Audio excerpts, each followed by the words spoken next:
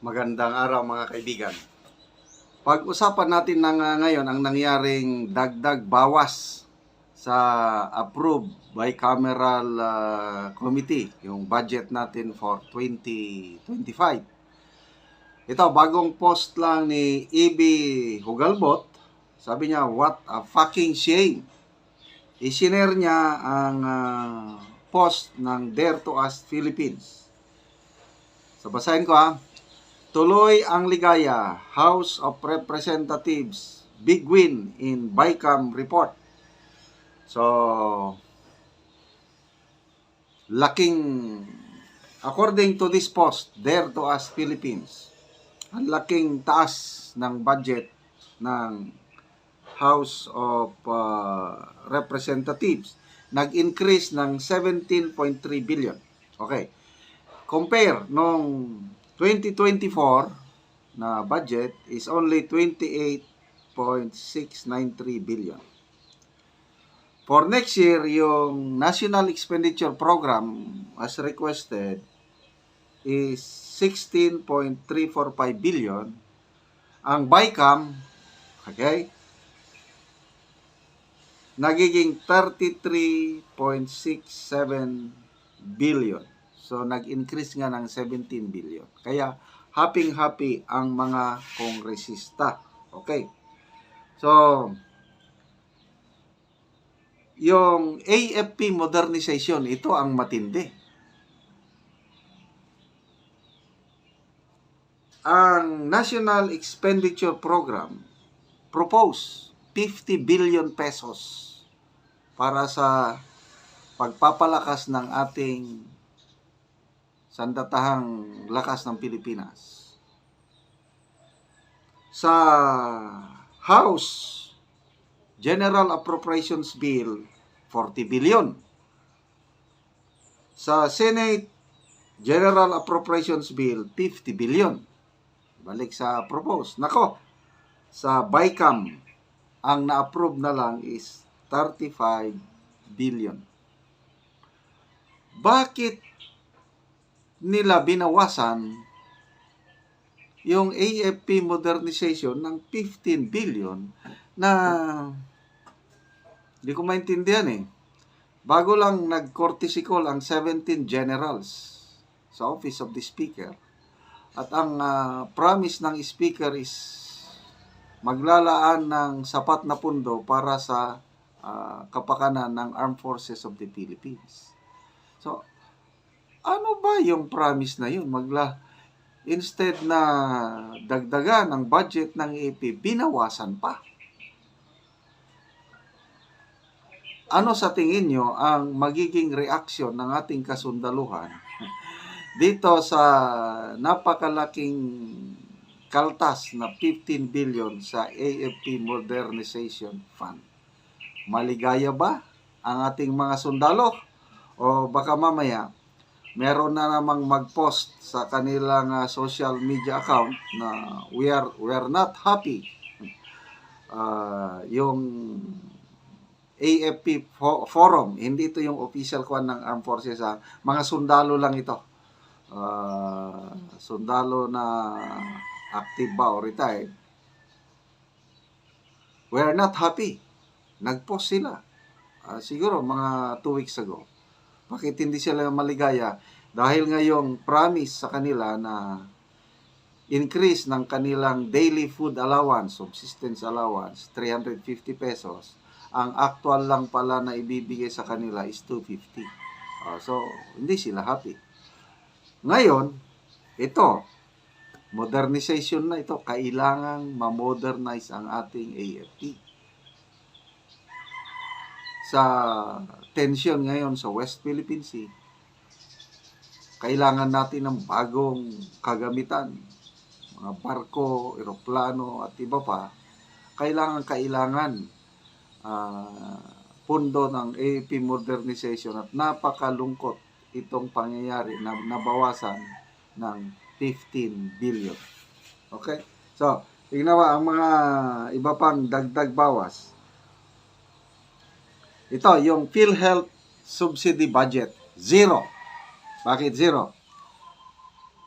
Kasi meron pa daw reserve o excess fund ang PhilHealth. Kaya parang dapat tuturuan ng leksyon itong PhilHealth. Kaya lang, sabi ni Dare to us, Supreme Court cases soon, for sure, as required by law, ang PhilHealth dapat punduhan ito at hindi pwedeng idahilan na marami pang reserve ang PhilHealth. So, zero ang subsidy budget ng PhilHealth. Kawawa. So, sinong magiging biktima nito? Walang iba kundi ang mga kawawang PhilHealth members. Kasi walang subsidy. Okay, DOTR budget reduced by 16.7 billion. Wala na. Yung pinagmamayabang na build better more, paano ka pa makapag-build ng better more kung na-reduce yung budget ng 16 billion? Next, unprogrammed appropriations increase by 373 billion. Ito na yung unprogrammed pork barrel. Okay, ibig sabihin, marami na namang nilipat at tinapon ng mga projects dito. For sure, may DOTR dito, may DPWF perhaps. Okay, itong unprogrammed appropriations, sa propose, 158 billion. Sa BICAM, naging 531.66 billion. Kaya, ang laking increase. 373 unprogrammed. Bakit? Bakit ang laking unprogrammed? Balik tayo sa AFP modernization. Napakaliit. Ano lang, nag-35. Ay, nako. Ano ba talaga ang ating priority? Ang ating national security o itong mga projects na hindi natin alam kung anong mga projects ito? Wala na talaga. Ano pa? Yung AKAP. Sabi ng Dare to us, Martins AKAP, 26 billion. Akapan with senators. Akapan kasi sharing. 5 billion ang share ng mga senators. Ang House is 21 billion. At meron pang ibang details for AIX, TUPAD, CHED's tulong dunong program, 15K scholarship, waiting for confirmation. Wala kasi tayong access sa BICAM report. So, ano nang nangyayari sa ating bansa? Ito, sabi ng Dare to us, what a shame to the Senate of the Philippines. Okay, ang mga nagre-reklamo lang dito, pasalamatan natin ang mga nagre-reklamong senador. Sina Senator Ronald Bato de la Rosa at saka Senator Bongo. Sabi nila, itong dalawang senador, and to include yung dalawang minority pala, nagre-reklamo din. Senator Pimentel and Senator Hontiveros, hindi daw sila pipirma hanggat hindi nila mababasa yung buong General Appropriations Bill. So, itong budget na ito, karamihan dito utang eh.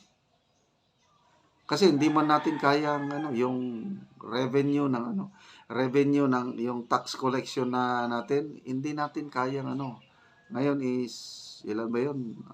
Trillion, 6.2 trillion ang budget. Ang karamihan diyan uutangin.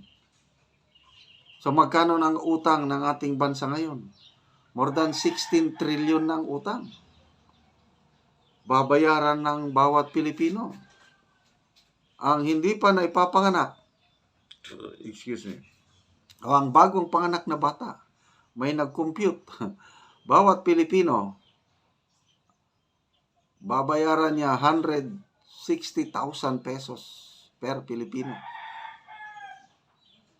Dahil sa laki ng utang natin. Tapos, ito nga, sa budget ng ating mga lawmakers, para lang bumubukal yung pera. Parang tubig ba na bukal, gumaganon lang. Kawawa ang taong bayan, mga taxpayers, tayo po. So, dagdag bawas. Again, I hope ang mga sundalo hindi mapuno ang salop. I hope matanggap nila with calmness, with understanding itong pagbawas sa kanilang AFP Modernization Fund.